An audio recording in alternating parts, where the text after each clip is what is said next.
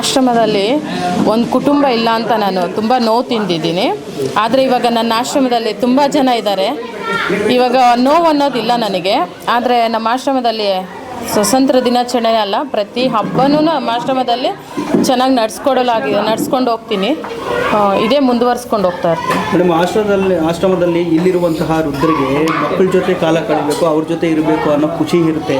ಈ ರೀತಿ ವೃದ್ಧಾಶ್ರಮಕ್ಕೆ ಬಿಡುವಂಥ ಮಕ್ಕಳಿಗೆ ಏನು ಹೇಳ್ತೀರಿ? ಯಾವುದೇ ಮಕ್ಕಳಾಗಲಿ ಇಂಥ ವೃದ್ಧಾಶ್ರಮದಲ್ಲಿ ಬಿಡಬಾರ್ದು. ಆದರೆ ಬಿಟ್ಟಿದ್ದಾರೆ. ಆದರೆ ತುಂಬ ನೋವು ಅನಿಸುತ್ತೆ ನಮಗಾದರೆ, ನೋವು ಅನಿಸುತ್ತೆ. ಪುಣ್ಯದ ಕೆಲಸ ನಾನು ಮಾಡಬೇಕು ಅಂದ್ಕೊಂಡು, ಯಾಕಂದರೆ ನನಗೂ ಯಾರೂ ಇಲ್ಲ, ತಾಯಿ ತಂದೆ ಇಲ್ಲ, ಒಂಟಿ ಜೀವನ ನಡ್ಸ್ಕೊಂಡು ಬಂದು ತುಂಬ ಬೇಸತ್ತು ಹೋಗ್ಬಿಟ್ಟು ಈ ಫೀಲ್ಡ್ ನನಗೆ ಬೇಕು, ನನಗಂತೂ ಒಂದು ಕುಟುಂಬ ಇರಬೇಕು ಅಂತ ನಾನು ಈ ವೃದ್ಧಾಶ್ರಮದಲ್ಲಿ ಎಲ್ಲರೂ ತುಂಬ ಖುಷಿಯಾಗಿದ್ದಾರೆ. ಎಲ್ಲರಿಗೂ ಆರೋಗ್ಯ ಎಲ್ಲ ಚೆನ್ನಾಗಿದೆ. ಇರೋ ಯಾವುದೇ ಮಕ್ಕಳೇ ಆಗ್ಲಿಗೇ ತಂದೆ ತಾಯಿನ ಈ ಥರ ಬಿಡಬಾರ್ದು ಅಂತ ತಮ್ಮಲ್ಲಿ ಮನವಿ ಮಾಡಿಕೊಂಡು ಕೇಳ್ಕೊತಾ ಇದ್ದೀನಿ. ಈ ಒಂದು ಅಂದರೆ ನಮ್ಗೆ ತುಂಬ ನೆಮ್ಮದಿ ಇದೆ ಸರ್. ನನಗಿದು ನಾನು ನೊಂದಿದ್ದೀನಲ್ವಾ, ನೊಂದು ಬೆಂದುಬಿಟ್ಟಿದ್ದೀನಿ ಜೀವನದಲ್ಲಿ. ಇನ್ನು ಯಾರೇ ಆಗಲಿ ನನ್ನಿಂದ ತಂದೆ ತಾಯಿ ಇಲ್ಲದೇ ಇರೋ ಅನಾಥರಾಗಬಾರ್ದು. ನನ್ನ ಕೈಲಾದಷ್ಟು ನನ್ನ ಪ್ರಾಣ ಇರೋ ತನಕ ನಾನು ಇದು ಮುಂದುವರ್ಸ್ಕೊಂಡು ಹೋಗ್ಬೇಕು ಅಂದ್ಕೊಂಡಿದ್ದೀನಿ. ಎಲ್ರಿಗೂ ನಮಸ್ಕಾರ. ನಮ್ಮ ಚಿಕ್ಕಬಳ್ಳಾಪುರ ಜನಗಳಿಗೆಲ್ಲ ಇವತ್ತು ಸ್ವಾತಂತ್ರ್ಯ ದಿನಾಚರಣೆ ಇದೆ. 80ನೇ ವರ್ಷದ ಶುಭಾಶಯಗಳನ್ನು ಎಲ್ಲರಿಗೂ ತಿಳಿಸುತ್ತೇನೆ. ಈ ಒಂದು ಕಾರ್ಯಕ್ರಮ ಇಷ್ಟೊಂದು ಯಶಸ್ವಿಯಾಗಿ ತುಂಬ ಚೆನ್ನಾಗಿ ನಡೆಸಿಕೊಟ್ಟಂಥ ನನ್ನ ಸ್ನೇಹಿತೆ ಆದ ಅಧ್ಯಕ್ಷರಾದ ಅನುಪಮ ಅವರಿಗೆ ತುಂಬ ಧನ್ಯವಾದಗಳನ್ನು ಹೇಳುತ್ತೇನೆ. ನಮ್ಮೊಂದಿಗೆ ಎಲ್ಲ ಅವರ ಸಹಕರಿಸಿ ಎಲ್ಲ ಮಾಡಿದ್ದಾರೆ. ಏನಂದರೆ ಈ ವಿಷಯದಲ್ಲಿ ನನಗೆ ಹೇಳೋಕ್ಕೆ ಬೇಜಾರಾಗುತ್ತೆ. ತುಂಬ ಜನ ಅನಾಥರು ಬರಬಾರ್ದು. ಅವ್ರ ಮಕ್ಕಳು ಪೇರೆಂಟ್ಸು ಮಕ್ಕಳಿರೋವಾಗ ಅಪ್ಪ ಅಮ್ಮ ಹೆಂಗೆ ನೋಡ್ಕೊಂಡಿರ್ತಾರೋ ಅವರು ಈ ಏಜಲ್ಲಿ ಅವ್ರನ್ನ ಹಂಗೆ ನೋಡ್ಕೋಬೇಕು. ಸೊ ಆ ಥರ ನೋಡ್ಕೊಂಡಿಲ್ಲ. ಅವ್ರದ್ದು ಆ ಒಂದಿದು. ಇವ್ರ ಅಪ್ಪ ಅಮ್ಮ ಇದ್ದಾಗ ಇದ್ದಾಗ ಇರೋ ಪೇನ್ ಇವ್ರಿಗೆ ಗೊತ್ತಿದೆ. ಸೊ ಇವ್ರ ಮಗಳ ಪ್ರೀತಿ ನಮ್ಮ ಆಶ್ರಮದಲ್ಲಿ ಎಲ್ಲರಿಗೂ ತೋರಿಸ್ತಾ ಇದ್ದಾರೆ. ಎಲ್ಲರನ್ನೂ ಅಪ್ಪ ಅಮ್ಮ ಥರನೇ ಟ್ರೀಟ್ ಮಾಡ್ತಿದ್ದಾರೆ. ಪ್ರತಿ ಟೈಮ್ಗೂ ಊಟ ತಿಂಡಿ ವ್ಯವಸ್ಥೆ ಎಲ್ಲ ನೀಟಾಗಿ ನೋಡ್ತಾ ಇದ್ದಾರೆ. ಸೊ ನಾನು ಇಂಥ ಫ್ರೆಂಡ್ ಇರೋದಕ್ಕೆ ತುಂಬ ಧನ್ಯವಾದಗಳನ್ನು ತಿಳಿಸುತ್ತೇನೆ.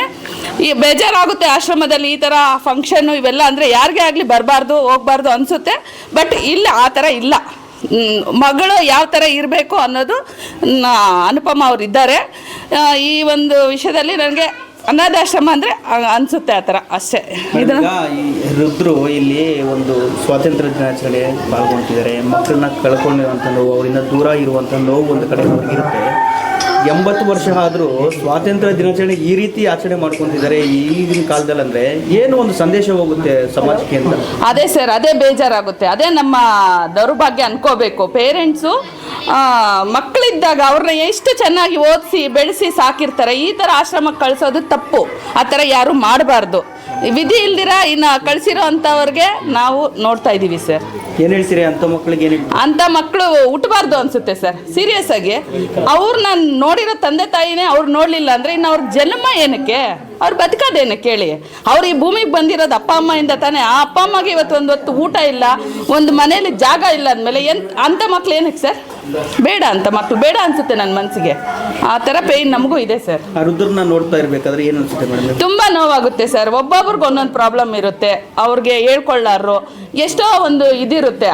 ಅವರು ಯಾರ ಹತ್ರ ಹೇಳ್ಕೊತಾರೆ? ಮಕ್ಳ ಹತ್ರ ಚೆನ್ನಾಗಿ ನೋಡ್ಕೊಂಡಿದ್ದಿದ್ರೆ ಅವರು ಈ ಥರ ಬರ್ತಾ ಇರಲಿಲ್ಲ ಅಲ್ವಾ? ಅವ್ರಿಗೂ ಎಷ್ಟೋ ಇರುತ್ತೆ ಸರ್. ಪಾಪ ನೋವು ಪಡ್ತಾ ಇರ್ತಾರೆ. ಅವಾಗೆಲ್ಲ ನಾವು ನೋಡಿದಾಗ ನಮಗೆ ಬೇಜಾರಾಗುತ್ತೆ ಸರ್. ಈ ರೀತಿ ವೃದ್ಧಾಶ್ರಮಕ್ಕೆ ಯಾರಾದರೂ ಬಿಟ್ಟು ಬಂದು ಮತ್ತೆ ಅವ್ರ ಮನ ಪರಿವರ್ತನೆ ಮಾಡ್ಕೊಂಡು ಕರ್ಕೊಂಡು ಹೋಗಿರೋ ಉದಾಹರಣೆಗಳಿದೆಯಾ ಮೇಡಮ್? ಇಲ್ಲ ಸರ್, ಇಲ್ಲ. ಆ ಥರ ಯಾರೂ ಬಂದು ಕರ್ಕೊಂಡು ಹೋಗಿಲ್ಲ. ಒಂದು ಮಾತು ನಾನು ಹೇಳೋಕ್ಕೆ ಇಷ್ಟಪಡ್ತೀನಿ, ಆ ಥರ ಇಲ್ಲ ಅಂದರೂ ಪರವಾಗಿಲ್ಲ. ನಾವಿದ್ದೀವಿ. ನಮ್ಮ ಅರುಣೋದಯ ವುಮೆನ್ ವೆಲ್ಫೇರ್ ಚಾರಿಟೇಬಲ್ ಟ್ರಸ್ಟ್ ಕಡೆಯಿಂದ ಅಂಥ ಮಕ್ಕಳು ಇರಬಾರ್ದು. ಇದ್ದರೆ ಬಂದು ಕರ್ಕೊಂಡು ಬರ್ರಿ, ನಾವು ಅವ್ರಿಗೆ ಮಕ್ಕಳಾಗ್ತೀವಿ, ನಾವು ಅವ್ರನ್ನ ನೋಡ್ಕೊತೀವಿ ಸರ್.